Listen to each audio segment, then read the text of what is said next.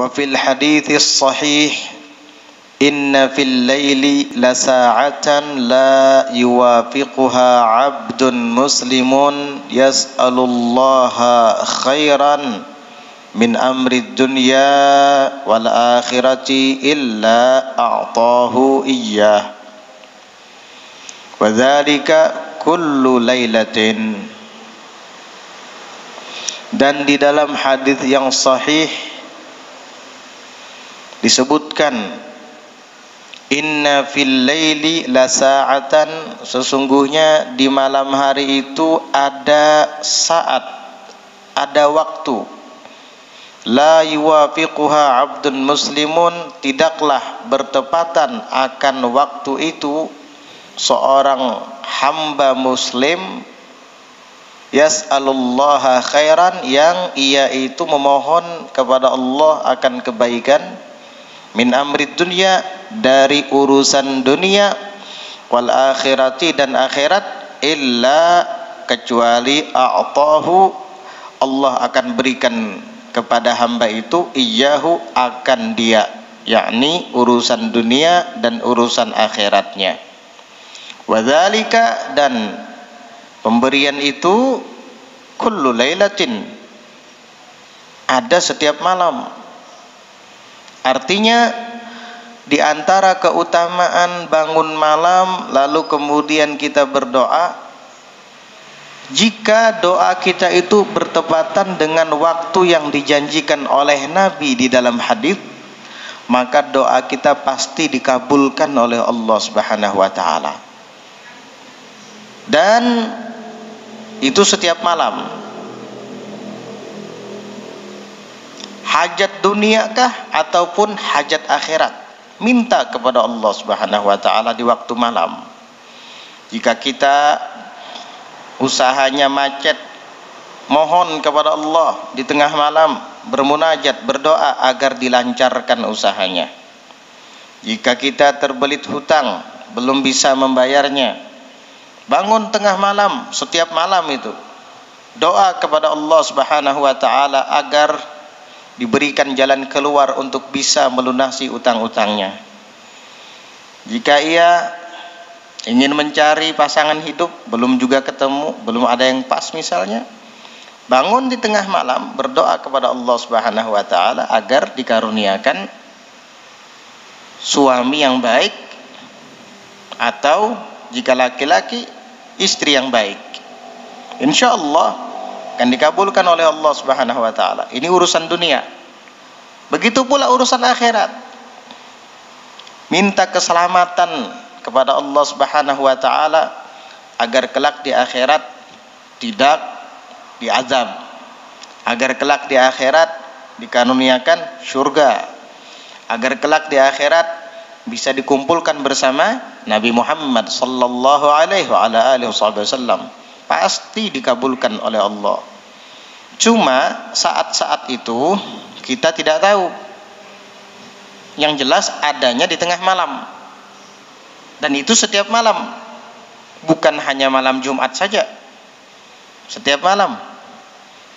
Nah, jika kita istiqamah bangun setiap malam, pasti di antara sekian banyak qiyamul lail yang kita lakukan itu bertepatan dengan saat atau waktu yang dikabulkan doa oleh Allah Subhanahu wa taala. Ini hadis sangat luar biasa. Makanya Al-Imam Abdullah Al-Haddad mengatakan, "Falau lam yarid fi fadlil laili wa fadli qiyamihi siwa hadzal hadithi lakafa." Jikalau seandainya tidak ada yang datang dalam riwayat mengenai keutamaan bangun malam dan keutamaan salat di dalamnya, siwa hadzal hadithi, kecuali hadis ini, lakafa, tentu itu sudah cukup. Artinya Nabi hanya menyampaikan bahwa keuntungan bangun malam adalah doanya dikabulkan oleh Allah. Itu cukup. Tapi masih banyak keuntungan-keuntungan lain di balik bangun malam dan beribadah di dalamnya. Wa qala alaihi salatu wassalam, dan bersabda Rasulullah sallallahu alaihi wasallam, yanzilu rabbuna ila sama'id dunya hina yabqa thuluthul lailil akhiru. Turun Tuhan kita ke langit dunia, maksudnya rahmatnya, bukan zatnya, karena Allah tidak bertempat, wala yahwihil makan, dan tempat tidak dapat meliputi Allah, tetapi Allah yang meliputi segalanya. Kalau seandainya Allah bertempat di langit, berarti bukan Allahu Akbar, langithu akbar jadinya. Kenapa? Berarti besar langit dari Allah. Mustahil. Allah di atas segalanya. Allah tidak bertempat. Kana Allah wa laysa lahul makan wa huwa al-an ala ma alaihi kan. Allah ada dan ia tidak bertempat, dan zatnya hingga sampai saat ini, sampai sekarang ini sama seperti zatnya dahulu, artinya sebelum adanya makhluk.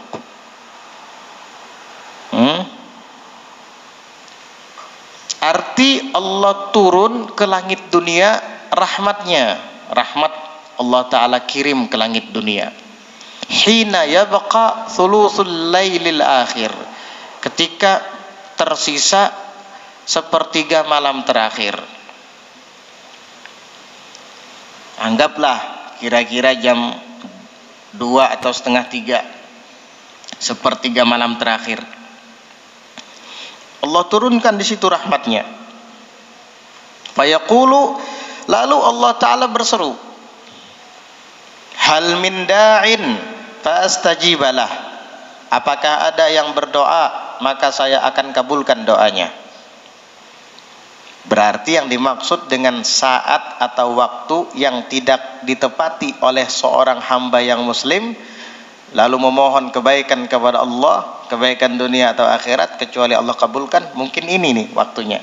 Di sepertiga terakhir tadi, sekitar mungkin jam 2-an, jam setengah 3-an itulah. Sampai subuh itu, sepertiga malam terakhir. Jadi kalau bangun jam 2 atau bangun jam 3 atau bahkan bangun jam 4, masih berada di sepertiga malam terakhir itu. Di waktu-waktu seperti ini Allah Ta'ala turunkan rahmat ke langit dunia, dan Allah Ta'ala berseru kepada hamba-hambanya, hal min da'in fa'astajibalah. Apakah ada yang berdoa, kata Allah, aku akan kabulkan doanya. Terus apa lagi? Hal min sa'ilin fa'u'tiyah. Apakah ada yang meminta, apakah ada yang memohon, fa'u'tiyah, maka saya akan berikan kepadanya permintaannya, permohonannya. Hal min mustaghfirin fa'aghfiralah. Apakah ada yang meminta ampun, bertaubat, fa'aghfiralah, maka saya akan ampuni baginya. Dan ini setiap malam Allah memberikan 3 tawaran. Pertama, siapa yang mau berdoa?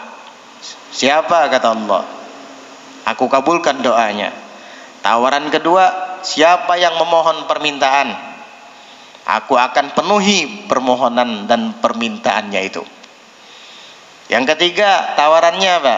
Siapa yang meminta ampun, aku akan ampuni, kata Allah.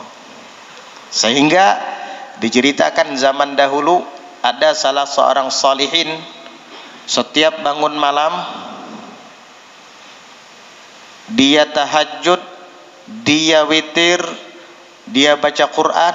Setelah itu dia berdiam sesaat, lalu mengangkat kepala sambil mengatakan ana. Jadi zikirnya begitu, saya. Istrinya heran, istrinya bingung, apa maksud abang ini? Malam yang berikutnya begitu lagi, tahajud, witir, baca Quran, zikir. Habis itu berdiam sesaat, memandang ke arah atas sambil mengatakan ana, saya.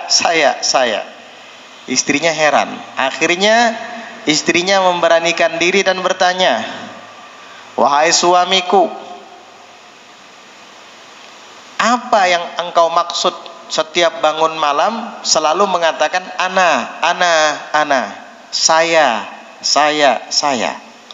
Apa maksudnya?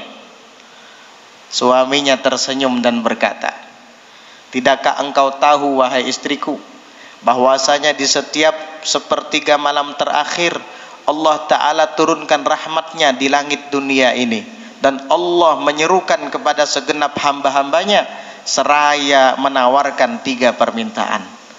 Apakah ada yang berdoa? Kata Allah, saya akan kabulkan doanya. Nah, saya menghayalkan bahwa Allah saat ini sedang memanggil saya, makanya saya katakan, saya orangnya yang engkau cari itu ya Allah. Oh, pantas. Dan saya membayangkan Allah mengatakan kepada hambanya di malam ini, apakah ada di antara kalian yang meminta permintaan atau memohon permohonan? Saya akan penuhi permintaannya. Maka saya katakan, saya ya Allah. Dan saya menghayalkan, membayangkan bagaimana Allah menawarkan ampunan kepada hamba-hambanya di tengah malam. Hal min mustaghfirin, apakah ada yang meminta ampunan? Maka saya pun menjawab, saya ya Allah. Maka dari itulah setiap malam engkau sering mendengar saya mengatakan ana. Ternyata si suaminya membayangkan bagaimana Allah menawarkan tawaran-tawaran yang baik ini kepada hamba-hambanya. Sekarang bagaimana dengan kita? Jangan ana aja kena. Tahajud kada, witir kada, baca Quran kada, berdoa kada, timbul anak. Cemburu bini pian. Dikira anak siapa? Dikira anak yang mana pulang? Padahal anak yang dimaksud adalah saya. Ini adalah contoh bagaimana seorang arif billah merasakan akan seruan Allah Subhanahu wa taala di setiap malam. Yang pian ikuti jangan anak-anaknya. Anak-anak jangan, yang pian ikuti tahajudnya beliau tadi. Yang pian ikuti witirnya beliau tadi. Yang pian tiru bacaan Quran beliau tadi. Istighfarnya, salawatannya, itu yang ditiru. Jangan anak-anaknya aja. Bangun guring tengah malam, anak, guring pulang. Malam esok anak, ya nggak dapat apa-apa. Iya, itu beliau menikmati. Kalau pian belum merasakan kenikmatan itu, akhirnya umpat-umpatan. Nggak bisa merasa dulu kenikmatan seperti yang dirasakan oleh seorang arif billah ini, baru pian bisa mengucapkan anak. Paham? Jadi begitu. Fata'ammal rahimakallah, maka renungkanlah, semoga Allah merahmatimu, kata beliau. Hadal haditha, akan hadis ini, walladzi qablahu, dan hadis yang ada di sebelumnya tadi. Kebaikan apa ini? Renungkan kamu, perhatikan. Wa aktsirin nadhara fihima, dan perbanyaklah untuk memperhatikan padanya, pada keduanya, 2 hadis tadi. Doa dikabulkan sama Allah.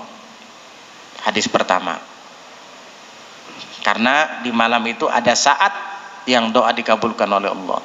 Hadis kedua, Allah menawarkan banyak permintaan. Renungkan ini, perhatikan baik-baik. La'allahu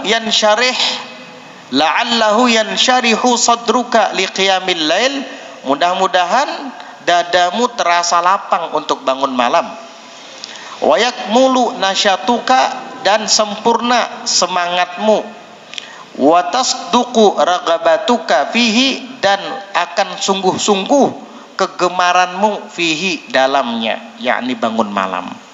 Kalau kita mau merenungi, kita mau meresapi 2 riwayat ini saja, apalagi ditambah hadis-hadis dan ayat-ayat Quran yang kita baca di sebelumnya. Ini 2 hadis ini aja kamu renungkan, kamu resapi, maka dadamu akan terasa lapang untuk bangun malam. Semangatmu akan tambah sempurna, dan ragabah, minatmu, kegemaranmu untuk bangun malam akan menjadi sungguh-sungguh. Kalau mau merenungkan, percaya, beriman, fadzakir fa inna dzikra tanfa'ul mu'minin. Beri peringatan, karena sesungguhnya peringatan itu bermanfaat bagi orang-orang yang mukmin, yang percaya, yang beriman. Di pelajaran 2 minggu yang lalu kita membahas tentang Qiyamul Lail. Setelah selesai pelajaran, ada yang datang bertanya kepada ulun, "Bib, bagaimana kalau seandainya ulun tahajud sembahyang biasa seperti biasalah, witir, tapi baca Qur'annya di luar sholat?" Nah, ini berarti beliau mau meresapi, mau merenungi, sehingga tergerak hatinya untuk bangun malam. Iya. Setelah selesai pelajaran ada yang bertanya kayak gitu. Berarti dia hadir dengan rohnya, bukan hanya dengan jasad. Banyak orang yang di masjid jasadnya, tapi rohnya ada di rumah, kemana-mana. Ya, tapi kalau jasad dan rohnya ada di masjid, dia akan meresapi, dia akan merenungi, sehingga timbul keinginan dan semangat yang kuat di dalam hatinya untuk mengamalkan ilmu yang diajarkan. Akhirnya betakun sidin. Kayak apa? Ulun kan bukan orang yang hafizul Quran, jadi sembahyangnya ulun gawi, baca Qurannya di luar sembahyang kayak apa? Kata bapak, bagus juga, sama saja, silahkan amalkan. Lagi pula di dalam sholat itu kita juga baca Quran kan, Al-Fatihahnya Quran, Qul ya ayyuhal kafirun, kalau nggak hafal ayat atau surah-surah yang panjang itu juga Quran, Qul huwallahu ahad itu juga Quran. Bahkan sepertiga Quran ada di Qul huwallahu ahad.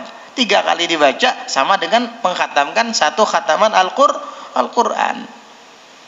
Setelah selesai, buka lagi Al-Qurannya, kamu baca lagi sejuz, 2 juz, 3 juz, apalagi sampai 10 juz. 3 malam khatam. Bisa?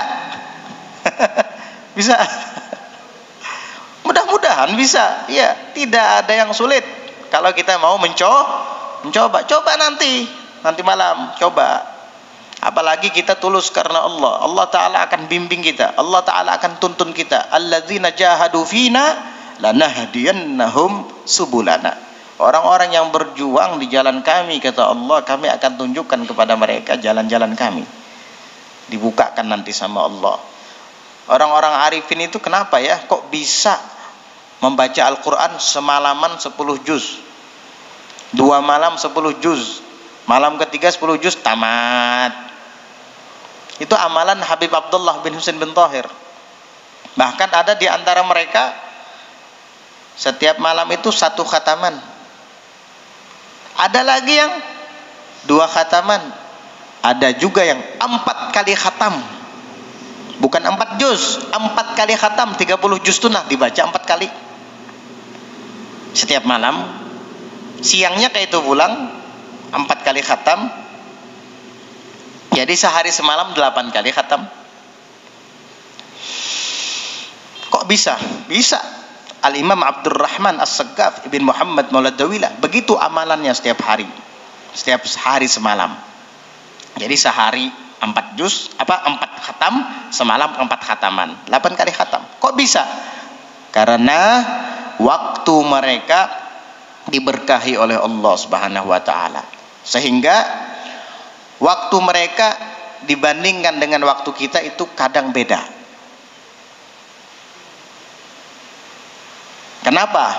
Karena mereka istiqomah mengamalkan amalan-amalan yang diajarkan oleh Rasulullah sallallahu alaihi wasallam, sehingga Allah taala karuniakan keberkahan waktu untuk mereka. Dan itu tidak ada yang mustahil bagi Allah taala. Nabi Muhammad sallallahu alaihi wasallam dalam menjalankan peristiwa Isra dan Mi'raj dari Masjidil Haram sampai ke Masjidil Aqsa, jarak yang biasa ditempuh oleh orang-orang yang pergi ke sana 2 bulan, Nabi menempuhnya hanya dalam jangka waktu yang sangat pendek. Bahkan dalam riwayat Nabi itu berbaring ketika Nabi menjalankan Isra dan Mi'raj, Nabi kembali lagi, tempat Nabi berbaring itu masih hangat. Bayangkan, itu apa? Keberkahan waktu namanya. Kalau kamu mengatakan mustahil, nanti kamu akan mengingkari Isra Mi'raj juga nanti. Akhirnya kamu bilang mustahil juga, waliyadzubillah. Mengingkari Isra sama dengan mengingkari Al-Quran, karena Isra disebutkan dalam Al-Quran, bahkan ada surahnya dalam Al-Quran, surah Al-Isra. Subhanalladzi asra bi'abdihi lailam minal masjidil harami ilal masjidil aqsa. Tuh lailan itu disebut, asra itu maknanya sudah berjalan malam.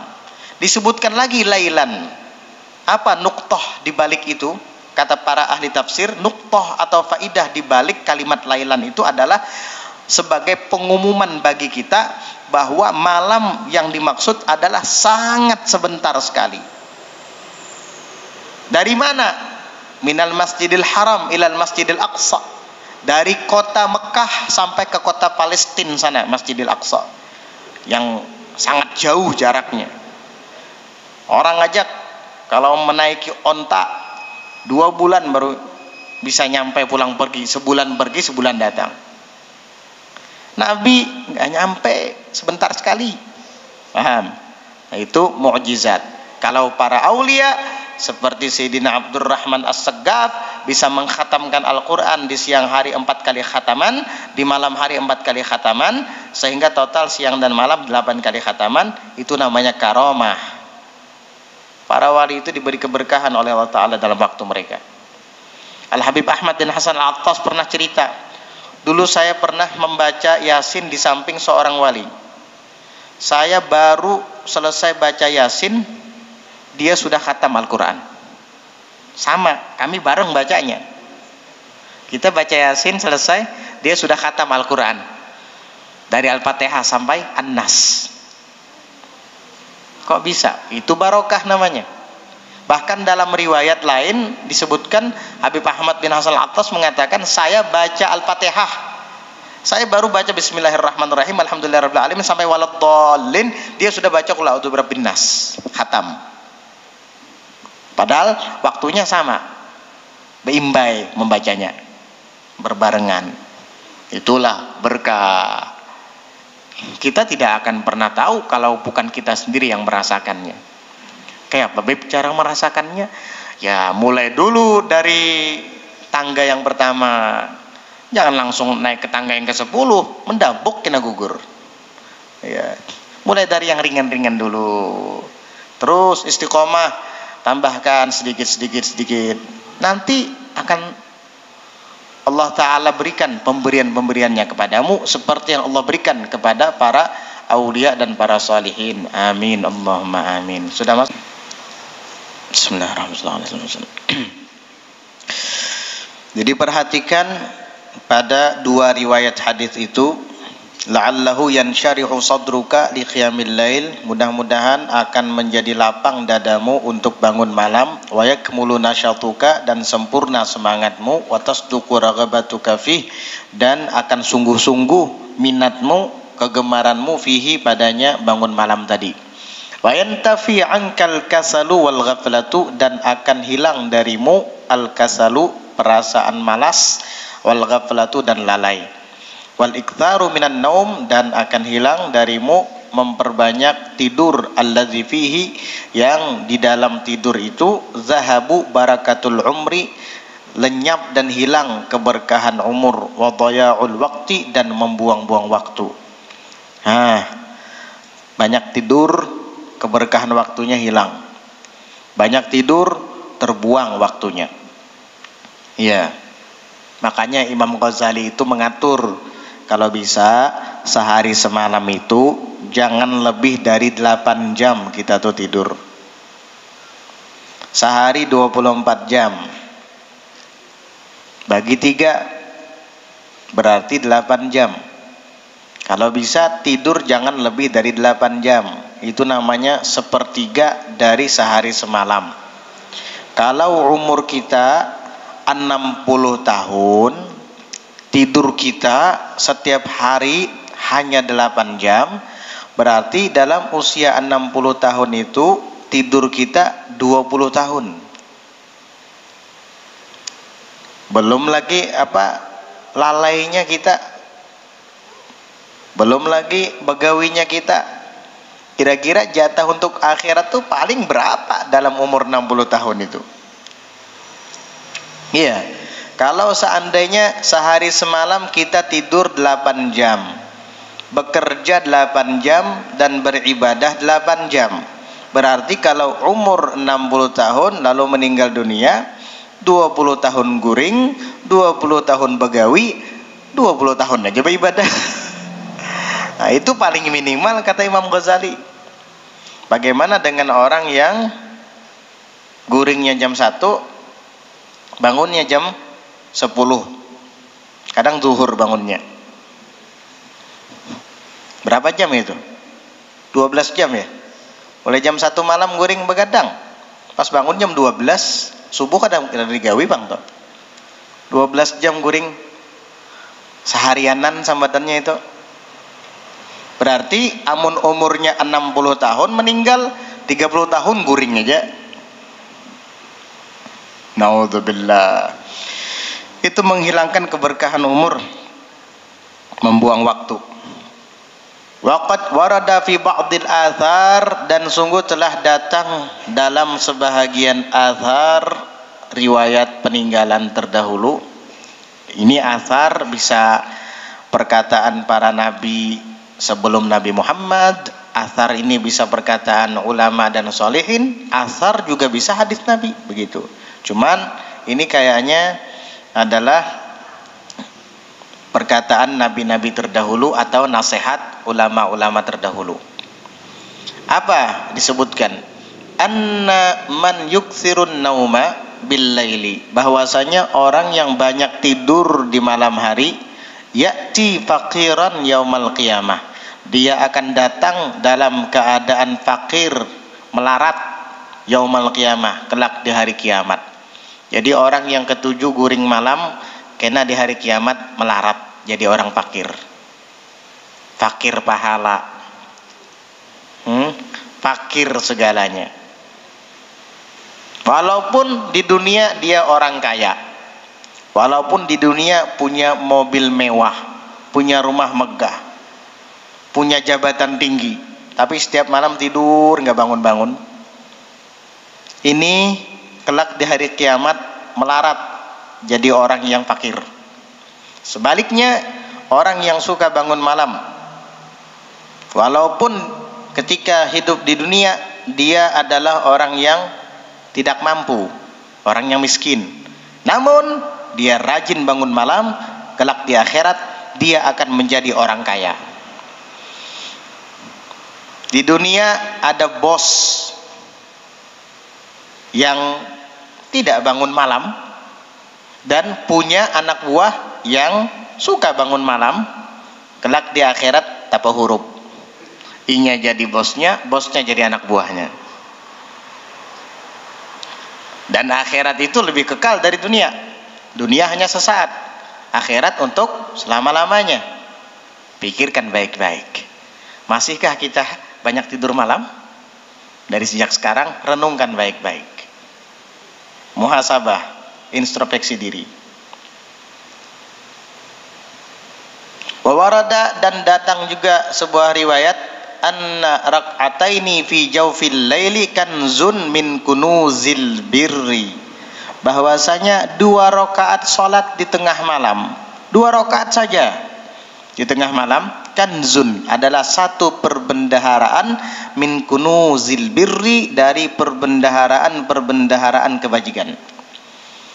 Perbendaharaan itu berarti agennya sudah itu.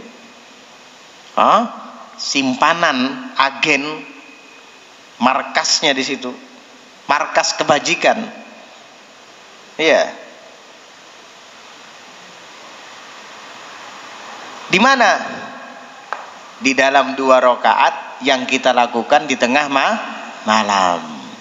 Kalau ingin mendapatkan kebaikan, agennya, markasnya, simpanannya semua ada di waktu malam, kamu laksanakan sholat sunat 2 rakaat. Itu hanya 2 rakaat. Bagaimana dengan 4 rakaat? Bagaimana dengan 6 hingga sampai 11 rakaat? Jika itu adalah sholat witir.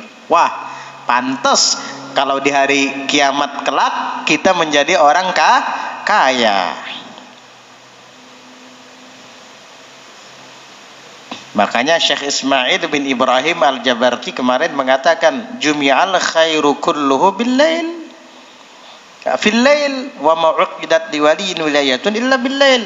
Semua kebaikan itu dikumpulkan di waktu malam. Pantas waktu malam itu perbendaharaan kebaikan. Dikumpulkan kebaikan di situ. Dan tidaklah diikatkan, dipasangkan mahkota kewalian kepada seorang wali kecuali dengan berkat bangun malam.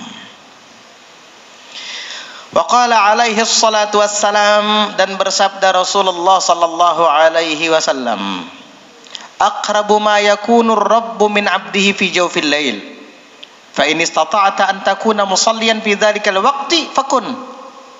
Kata Nabi, aqrabu ma yakunu ar-rabbu min 'abdihi, paling dekat antara Tuhan dengan hambanya fi jawfil lail, itu di waktu malam, di tengah malam. Kan kemarin sudah disampaikan hadis qudsi.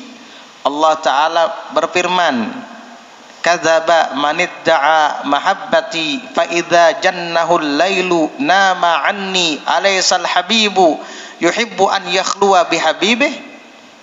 Bohong orang yang mengaku-ngaku cinta kepadaku, apabila malam sudah tiba ia pergi meninggalkan aku. Bukankah seorang kekasih suka menyepi dengan kekasih yang dicintainya? Berarti kita ini pembohong semua. Iya. Sebab kalau ditanya cinta nggak sama Allah, iya saya cinta sama Allah. Kenapa tadi malam kamu ngorok? Mana buktinya? Inna lil mahabbati alaim manalaha man fil zalami naim. Sesungguhnya cinta itu ada tanda-tandanya dan tidak akan diperoleh orang yang tidur di waktu malam. Bohong, ngawadul kata orang Sunda. Allahu Akbar. Karena waktu yang paling dekat antara hamba dengan Tuhannya yaitu di tengah malam. Fa in istata'ta an takuna musalliyan, maka jika engkau bisa bahwa engkau salat fi dzalikal waqti, di waktu itu tengah malam, fakun, maka lakukanlah, jadilah kamu orang yang salat. Nah, waktu malam kata Nabi tadi di dalam hadis ini adalah waktu yang paling dekat antara hamba dengan Tuhannya. Apalagi tadi kan Allah turunkan rahmat kasih sayangnya di langit dunia, dan itu hanya di malam hari, bukan di siang hari. Dan di waktu malam ini waktu paling dekat antara hamba dengan Tuhannya. Nabi menyuruh lagi. Apa kata Nabi? Kalau bisa sholat, sholat kata beliau. Kalau bisa sholat, sholat kata beliau. Artinya apa? Di dalam sholat itu ada kedekatan khusus juga antara hamba dengan Tuhannya. Waktunya waktu malam sangat mendukung karena waktu dekat antara hamba dengan Tuhannya.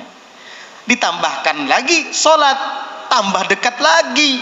Karena di dalam hadis Rasulullah sallallahu alaihi wasallam bersabda, aqrabu ma yakunul 'abdu min rabbih wa huwa yusalli fi sholati wa huwa sajid.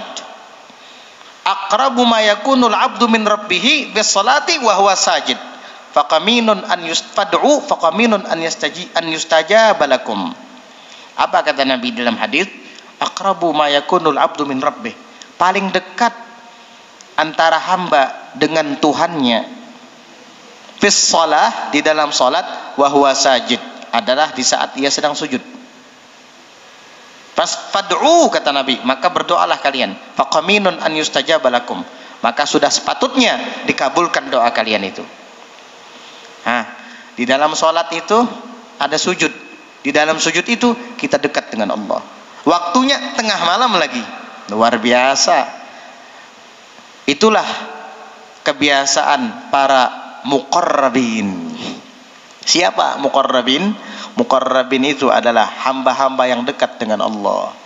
Tidak mungkin mereka tidak bangun malam, dan tidak mungkin ketika bangun malam mereka tidak sholat. Tidakkah kita ingin menjadi seperti mereka? Kapan lagi?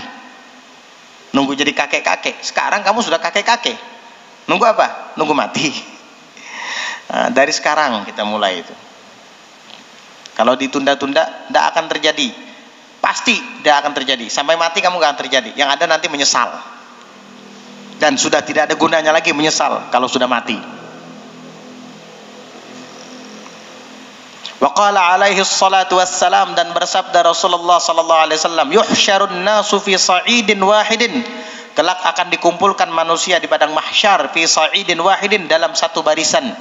Fayunadi munadin, maka akan menyeru sang penyeru di hari itu, di padang mahsyar. Ainal ladzina kanat tatajafa junubuhum 'anil madaji'.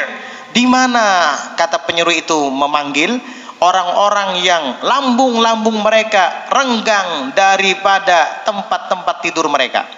Maksud lambung mereka renggang dari tempat tidur, bangun dari kasur, meninggalkan ranjang. Untuk apa?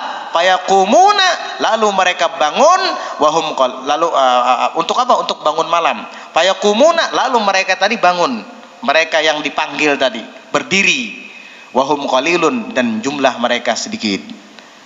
Jadi ketika dipanggil, diseru di padang mahsyar, mana orang-orang yang dulu lambung-lambung mereka renggang dari tempat mereka berbaring, yakni bangun malam, mana?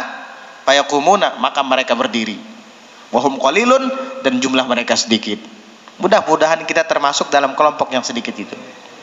Dan yang sedikit ini, fayadkhulunal jannata bighairi hisab, lalu mereka masuk surga tanpa dihisab.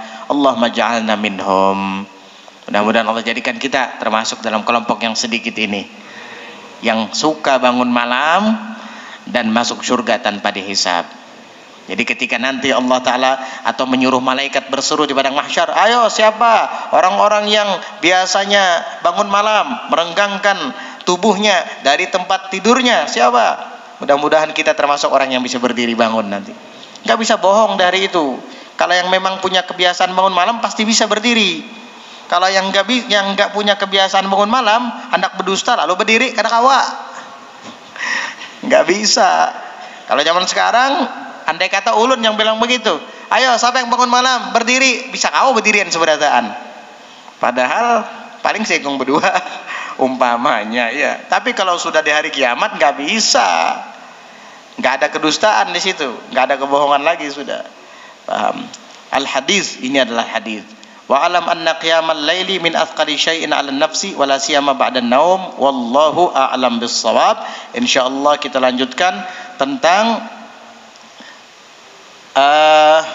cara bermujahadah untuk bangun malam. Bagaimana caranya supaya kita bisa? Bagaimana kiat-kiatnya? Kalau tadi kan itu dibahas tentang keutamaannya, supaya kita tambah semangat bangun malamnya. Nah, tata caranya bagaimana? Nanti akan dibahas oleh Al-Imam Abdullah bin Alawi Al-Haddad radhiyallahu anhu ardhah, tentang kiat-kiat supaya kita bisa bangun malam, sehingga terbiasa dan menjadi ratib kita, ratib sahur. Kata di dalam manaqib Syekh Saman, ratib sahur ya. Ratib itu kebiasaan yang sudah dilakukan setiap hari, rutinitas bahasa sekarang. Mudah-mudahan kita bisa menjadikan qiyamul lail sebagai rutinitas kita. Amin ya rabbal alamin. Ala hadhihi niyyah wa